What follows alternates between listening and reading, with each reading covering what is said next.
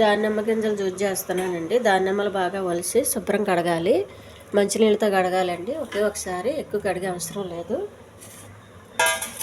దీనికి వాటర్ వేయక్కర్లేదు. ఒక జాలి గిన్నె తీసుకొని శుభ్రంగా కడిగిని జాలి గిన్నెలో వేసేయాలి. వాటర్ అంతా వాడిపోవాలి.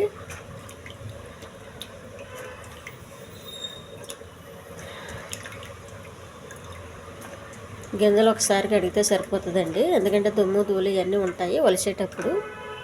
అందుకని ఒకసారి అయితే కడగాలి.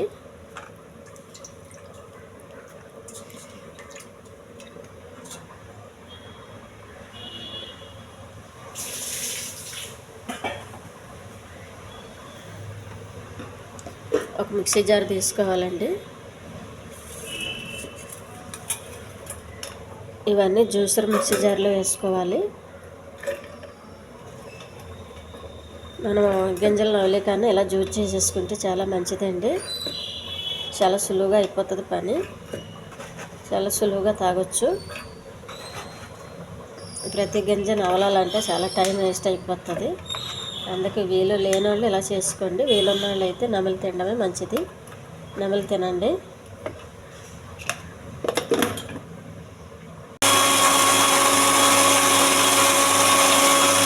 చేసుకోవాలండి. ఒక జాలి పెట్టుకోవాలి. చేసుకున్న జ్యూసు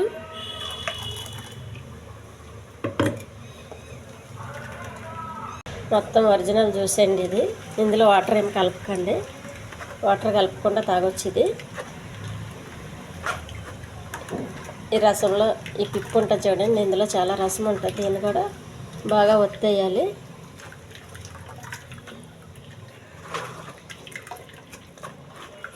చాలా ఒరిజినల్ జ్యూస్ అండి. ఇందులో మనకి ఏం కల్తీ లేకుండా ఇంట్లో చేసుకునే జ్యూస్ ఇది.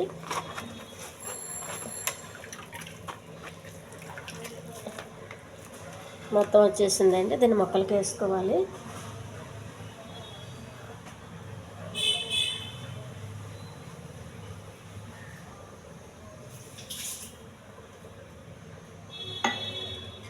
ఒక గ్లాస్ తీసుకుని గ్లాసులో వేసుకోవాలి.